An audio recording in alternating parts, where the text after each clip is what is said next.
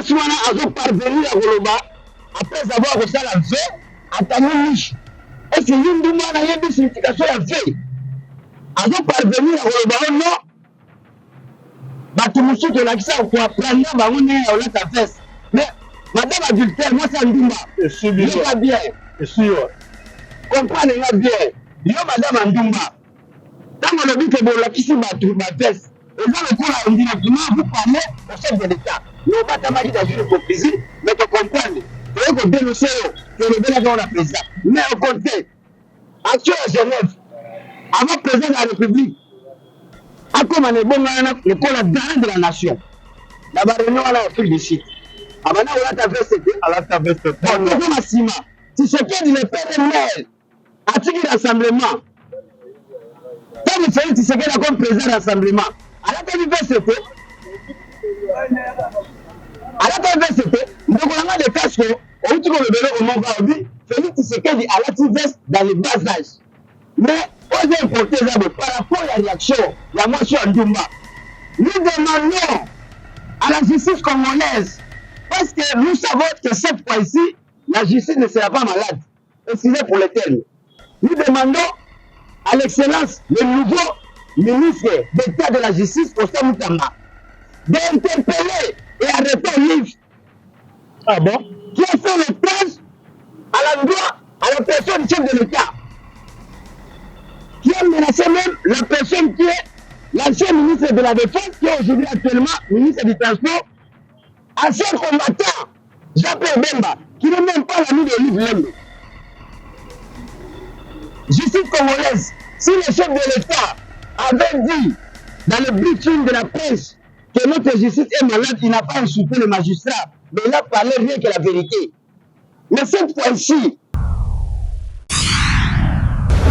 voilà, merci cher Internet, merci Vanironion surtout pendant moi la moka de Castro, d'ici là Bozwami, la moitié belé, je pense on a même une répétition de qui n'a pas ici, Vanironion surtout dans je pense directement l'ingénieur de monnaie Motema ya Mama Grâce na la Mofenge depuis Canada et pourquoi pas aussi la boss Odon Chuba Soutambwe, ça dit depuis Belgique et Bambo belé et pourquoi pas aussi na Ir à la guerrière, ça dit Ir à la guerrière depuis Canada, Bambo belé la bossanité na papier à tout dans le Grand Gilois et pourquoi pas aussi na Lucas à Jésus-Christ na bossanité Paul Dor Kalema en direct de London, la bossanité Charles Mbongo contre Mbongo, agence assis et ratakate, Bambo belé, et puis Ngambela Malarat à London, de bonnes choses à vous, et pourquoi pas aussi à Papi Kelly, encore une fois, les boss, ça dit le fait qu'ils sont Bambo belé. Voilà, Boebi, à chaque fois, ce bien information Zali, on vient juste pour vous informer, pour Sabine, nous avons le cas, et parce que, tu sais, dans l'internet, les 40 ans, le balokuta pour la rejoindre base, et puis, Boebi, Batou, pendant 18 ans, il y a rien de la République démocratique du Congo, voire même, Bazaki incapable, voire même, ça va Congoma, Misala, voire même incapable de refouler ma fonctionnaire malamou, incapable de refouler ma soldat malamou, incapable de refouler ma policier malamou, mais ce sont eux, le lobby comment ma donneur de leçons, ce sont eux, le lobby comment qu'on va n'importe quoi. Je viens juste pour éclaircir un peu l'opinion, ni le cas qui n'a qu'à s'y GLM. À chaque fois, quand il fait des sorties médiatiques, il fait toujours des sorties médiatiques ratées. Et ils allaient qui dossier, et ils allaient qui que il y a immeuble Kamoul Inter avec un sujet israélien. Ils allaient qui nini. Dossier on est bandit Kalaza dossier à l'honnêteté. Depuis le livre de roi Kolobaka, depuis le moment où il y a pouvoir, depuis qu'il y a pouvoir. Dossier on est bandit le loté. Dossier on est bandit le loté. Kamoul Inter a ma belle d'ailleurs, ils ont qui ma belle ezali. Et bah quand on a sujet israélien on a parce qu'il m'a qui en gros la valeur à 500 000 dollars. La valeur à 500 000 dollars. Et bah que ça la contrôle. Et tant que ça le contrôle sujet israélien on a 5 minutes. À tenir appartement. À vivre même des appartements, il a donné à Kamoul. Il a donné à Kamoul. Et Kamoul, là, mon appartement ici, et puis chaque fin du mois, il donnait 5 000 $ à Kamoul. Je lui ai donné 5 000 $ à Kamoul. Tu vois, ceux qui m'ont pour investir dans la République démocratique du Congo, quand même, ils ont quand même droit, basala quand même à l'aise. Parce que le contrat, étant basé le contrat, tous les deux partis, ils étaient d'accord. Mais Kamoul, tant il met le signe, et directement, il a tourné contre le sujet israélien. Pour dire que non, non, on a fait du temps de Zéaï. C'est là où le bas blesse. C'est là où le départ, tout ça a commencé. C'est là. Et tant que comme il y a des déguerpillés. Il y a des déguerpillés. Et jusqu'à ce que, il y a une source sur le procès. Et puis, Kamoul a gagné le procès. Et Kamoul directement a fait nini. A Bengi, l'ennemi, la police a l'ennemi. Au déguerpir.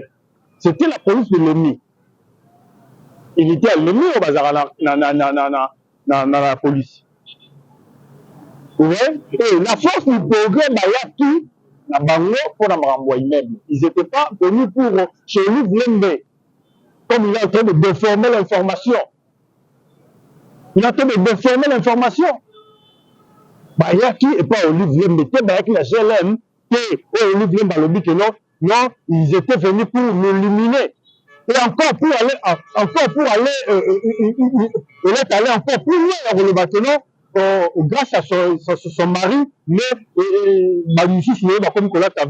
on doit quand même recadrer certaines choses. On doit quand même recadrer certaines choses. Famille Tshisekedi, c'est une famille réputée à la République démocratique du Congo. C'est une famille réputée.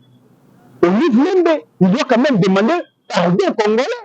Quand il dit, il fait toujours des sorties médiatiques gratuites, il dit n'importe quoi. Parce que Olive Lembe maintenant le bal naïe, c'est un moula. Et tant que famille Tshisekedi va rebondir à Mobutu, tant que famille Tshisekedi, le papa Tshisekedi fut le premier ministre de ce pays, Joseph Kabila, il était où? Il était où? Joseph Kabila avec soi-disant son père. Bazaraki Wapi. Tshisekedi, il a commencé à porter le veste depuis le bas âge. Depuis le bas âge. Depuis le bas âge, on a mis ta veste depuis le bas âge. Parce que, par contre, la famille, ils allaient réputer. Mais grandi dans la bourgeoisie. Olive Lembe doit quand même demander pardon aux Congolais. Et puis demander encore pardon au chef de l'État. Parce que la bienveillance au chef de l'État, n'était pas mon chef de l'État, il va vivre dans la République démocratique du Congo. Il ne doit pas aller encore faire des sorties médiatiques. Il est toujours en train de déraper sur le président de la République et sur Félix Tshisekedi. Il faut affaibli. Mais Etienne Tshisekedi, il a commencé, il a sur le plan de texte, sur le plan de loi, sur le plan de la loi, de respecter les textes de la République. Depuis, avant que Simba Minduki, on a fait comme la Mobutu. Mais on doit comprendre ça. Joseph Kabila encore à l'actif veste, encore mis président de la République en 2001, mais voilà ta veste. Et une certaine Tshisekedi, il a commencé à porter le veste dans le bas âge. Depuis le bas âge, il a commencé à porter le veste. Olive Lembe, toutes ces fortunes que vous avez, ce sont de l'argent de Congolais. Vous devez quand même avoir ce raisonnement-là. Il y a non, ceux qui, grâce à Mobile, vous devez dire merci au chef de l'État, merci à Félix Tshisekedi, grâce à Félix Tshisekedi, le nombre d'immeubles retenus un peu partout dans la République démocratique du Congo, il y a surtout en train de sortir de ça là, de causes qui parabilité, parce que, en fait, tout comme les Congolais, il y a surtout. Mais vous êtes là juste pour le poignarder dans le dos. Vous allez maintenant voir. Elongo makamona l'UDP s'envoie les forces du Congo pour l'éliminer. Elongo et comme non Jean-Pierre Bemba, il y a bien un grand frère, il y a bien un petit frère, il y a bien un grand frère, et il y a une personne qui est là, et finalement, il y a un moment qui commune à danger sur le plan sécurité. Mais pourquoi vous avez peur? Vous avez peur en quoi? Parce que ceux qui nous ont qui nous ont Congomani, tellement de gens comment tant que vous avez l'acceptement, vous avez bien dans ma communauté, il y a des gens à chaque fois. Il y a des gens à chaque fois. Parce que vous avez bien dans ma communauté. Vous avez tout bien dans ma communauté pendant votre 18 ans. Vous avez aussi le droit de vous l'attaquer. Il faut qu'on se le dise certaines vérités. Jusqu'aujourd'hui, je ne sais pas comment placer les habits. À limiter. Une certaine Tshisekedi, il a commencé à porter le veste depuis le bas âge. Parmi Tshisekedi, c'est une famille réputée. Roger Tshisekedi, c'est un homme respectueux. Jean-Claude, même mort. Christian, même mort. Patrick, même mort. Quand même, vous devez quand même, avant de tout parler, avant de tout commencer, vous devez d'abord demander pardon aux Congolais.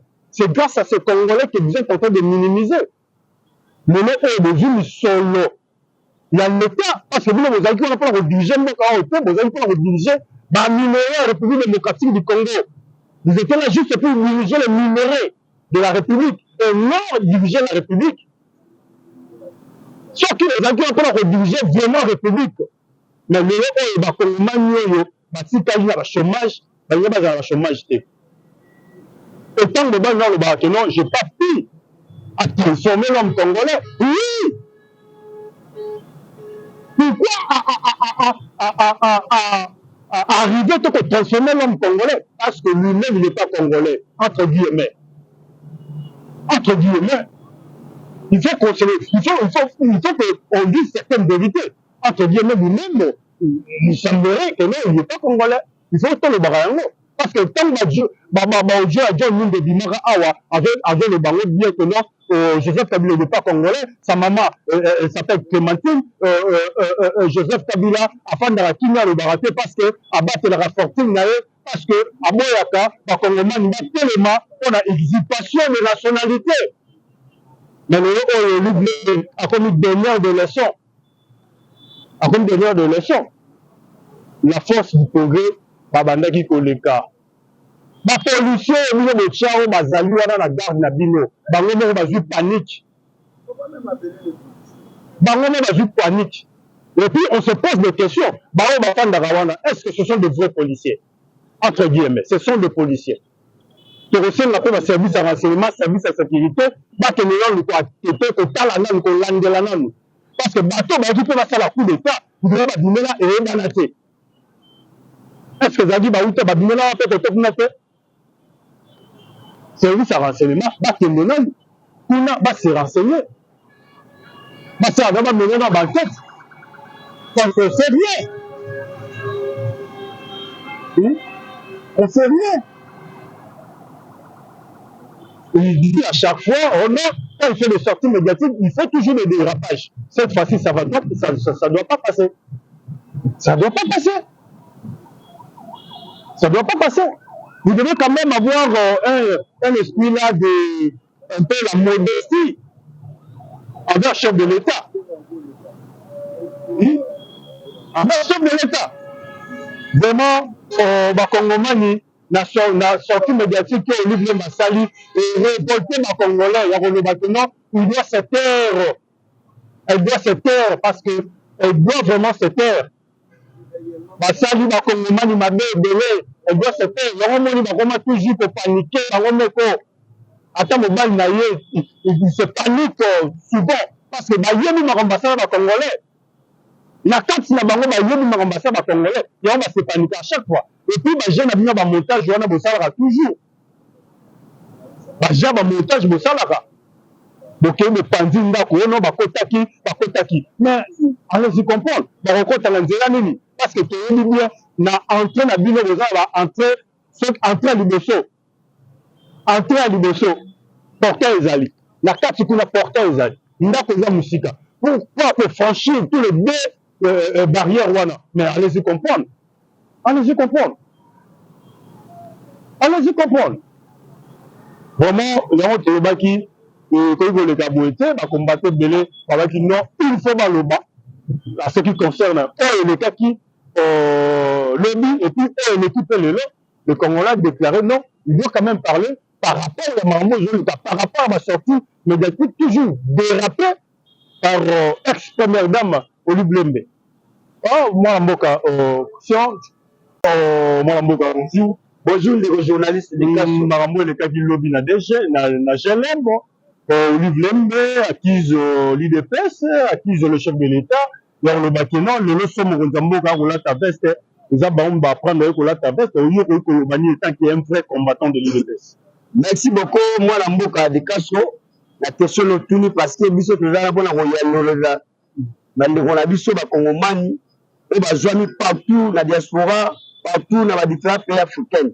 Makambo oyo ndimba wana lobaki ezali makambo moko ezanga mutuna makolo nakoyebisa bandeko balandi oyo bazolanda biso bien bacomprendre ntango le président de la République son excellence avec beaucoup de respect chef de l'État anomaki Kosa Mutamba na tête ya ministère de la justice Olive Lembe na mobali oyo aza étranger ils ont eu peur parce que bayebaki déjà mabe bango parce que omoni okoki kokosa mutu nyonso mais conscience mpe okosa yango te bayebaki ke mabe bango basalaki na mboka ndenge bapriaki sekutera na ngai na corrige otaka kolobela eloko moke badirigeant ke baminere non ils ont pas géré les minéraux ils ont pillé des minéraux et des combattes. Il faut respecter les termes, mais pas gérer. Non, ils ont pillé et détruire juste pour gérer les minéraux de la République démocratique du Congo et non gérer le pays. Et là, moi j'ai compris qu'au sein de l'Europe, on est mis la baron de Kasso.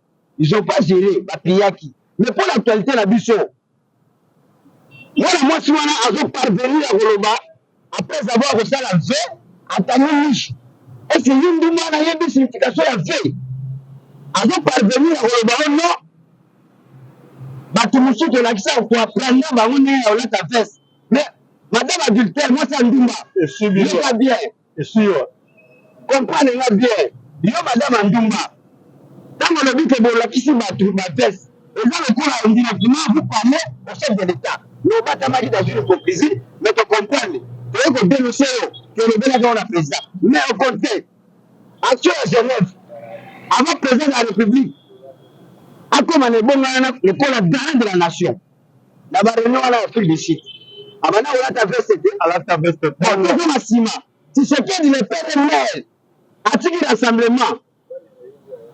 Quand il fait, c'est qu'il a comme président rassemblement. À la tête veste, à la tête veste, nous avons des casques, on trouve le vélo au Mont-Gaudi, Félix Tshisekedi à la veste dans les bas âges.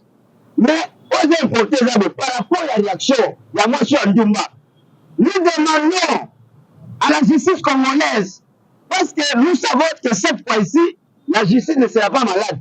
Excusez pour le terme. Nous demandons à l'excellence, le nouveau ministre d'État de la justice, Kosa Mutamba, d'interpeller et arrêter Olive. Ah bon? Qui a fait le tâche à l'endroit, à la personne du chef de l'État. Qui a menacé même la personne qui est l'ancien ministre de la Défense, qui est aujourd'hui actuellement ministre du Transport, ancien combattant, Jean-Pierre Bemba, qui n'est même pas l'ami de Olive Lembe. Justice congolaise, si le chef de l'État avait dit dans le briefing de la presse que notre justice est malade, il n'a pas insulté le magistrat, mais il a parlé rien que la vérité. Mais cette fois-ci, nous avons confiance au nouveau ministre de la Justice, qui est ministre d'État, excellence Kosa Mutamba. Makambo Olive Lembe, moi c'est un douma lobby. Papa. Moi c'est un douma. Écoute, Joseph Kabila, c'est épouse Hippolyte Kanambe Kasembelele. Un monsieur étranger qui est venu pour assurer le malheur des Congolais. C'est la misère où tu as 18 ans. Nous devons avec une conscience à Moutouna Bango. Parce que Félix Tshisekedi se retrouve à la tête du pays. Mais ce n'est pas Bernabi sur de peste. Ce n'est pas bien dans mon Zamboka, papa Langai. Si on comprend la vision de l'ex-président qui était étranger là, Hippolyte Kasemere, avec celui qui s'était dit, mais nous allons nous constater que ce sont deux choses différentes. Et il y a une grande différence qui est entre la vision de Hippolyte qui était étranger et le fils du pays qui est nationaliste, fait qui s'est le chef de l'État. Les propos tenus par Olive Lembe, Olive Lembe a monté dans la place de Bessinatanda. Olive Lembe a levé la Tamouana Kozani. Soi-disant, il y avait un certain groupe de la force du progrès qui est allé menacer leur résidence. La résidence, ça veut dire que vous l'avez avec les gens. Donc, comme nous avons instauré un état de droit, et nous avons implanté une démocratie, c'est pour cela que nous avons maté la biseau. Quand nous avons mis est-ce qu'il y avait la démocratie? Ça, c'est une question de haine. Mais on vous comprend. Vous n'êtes pas en train de maîtriser les histoires qui se passent. Vous avez peur de l'arrestation, mais vous serez toujours arrêté. Quelque part, il y avait une histoire de Kamoul Inter avec les Israéliens. Bon, non, non, ce sont nos frères. Ce sont nos frères. Parce qu'il y avait des emblèmes, il y avait des fusils, tout comme ça. Mais l'objectif, c'est quelque part, de quelques mètres, une affaire à 30 ou 35 mètres. Est-ce que Olive Lembe a interdit que les combattants ont les carrément dit. Mais d'ailleurs, la route appartient à l'État. Là-bas, ils ont l'État. Bande de Kolata, on va outil du paille, on va outil le roi de station là-bas, côté à Kenya, là, qui t'a on va zonga. Ma préférée, ma zone là. Ma zone là, parce que la secondaire, la coursie. Quand vous voyez, ma milice, Olive Lembe, à l'État, ma tenue policière. C'est un message aussi que nous profitons à lancer au VPN de l'intérieur Jacques Chaban, d'être vigilant. Il faut identifier tous ces policiers-là, soi-disant. Ce ne sont pas des vrais policiers. Ce sont que des milices étrangères. Ce sont des Rwandais, ce sont des Burundais et Ougandais. Tu maîtrises bien. Oui, mais nous avons des preuves palpables.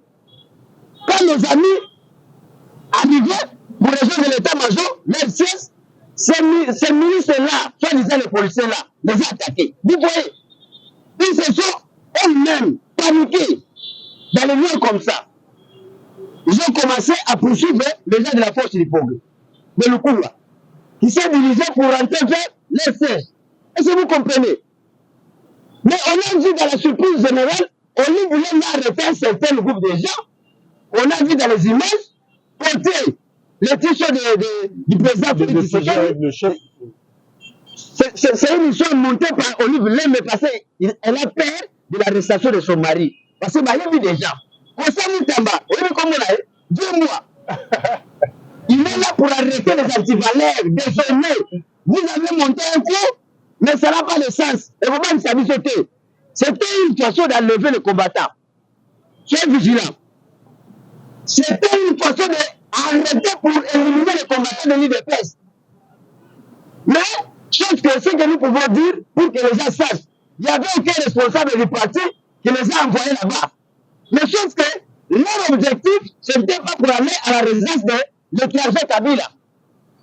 Ils étaient partis quelque part à la maison de Kamoul Inter, là où il y avait des mésententes, des malentendus entre Kamoul Inter et ces patriotes-là. Vous comprenez? Maintenant, quand ils sont en train d'arriver pour les gens de l'état-major, les gens s'est barré. Les ministres de Olive Lembe ont eu peur. Mais nous voulons savoir des cachets. Qui les a donnés? C'est une autre là de poursuivre les combattants des DPS. La réponse est claire et nette. Mais c'était Olive Lembe. C'était Olive Lembe. Olive Lembe. C'est pris un courage de dire que j'interpelle le président de la République. Maman, mais tu es une femme mal éduquée. Voilà. Mais tu es une femme. Laisse-moi d'abord finir. Nous sommes arrivés à la télé. S'il te plaît. S'il te plaît, papa. Nous sommes arrivés pratiquement à la fin. PV Zarangonga. Si on te dit que nous sommes arrivés à la fin, il faut respecter parce que PV Zarangonga. Voilà, nous sommes arrivés pratiquement à la fin. On se retrouve la semaine prochaine pour un nouveau numéro. merci na bandeko surtout babengaka, merci bandeko surtout bakomelaka. Je suis vraiment content avec vous. Le Wazalendo a commencé par le général Guidon, le général Padiri, le porte-parole de Wazalendo, Ricky, Patrick Paloukou, de bonnes choses à vous. Bandeko surtout, mais par DC Bazali, il s'est bakondima kowa pour l'école, il s'est bakondima keno, le boko katana, le kolo katana pour l'école. Sincèrement, félicitations à vous et nous sommes derrière vous. Continuez comme ça. Et puis, nous avons surtout Boyo Kaka, nous avons Congomani, nous avons surtout Boyo Kaka, oh guerre et saliboy, oh baboto liboy, oh bazon siboy, oh bazon siboy. Sachez-le bien que non, le FARDC et puis les Alliés font un grand travail au niveau de la République démocratique du Congo, parce que le chef de l'État, il est déterminé. Il y a aussi ça, guerre, Nakati, il y a SC, il y a République démocratique du Congo. Merci.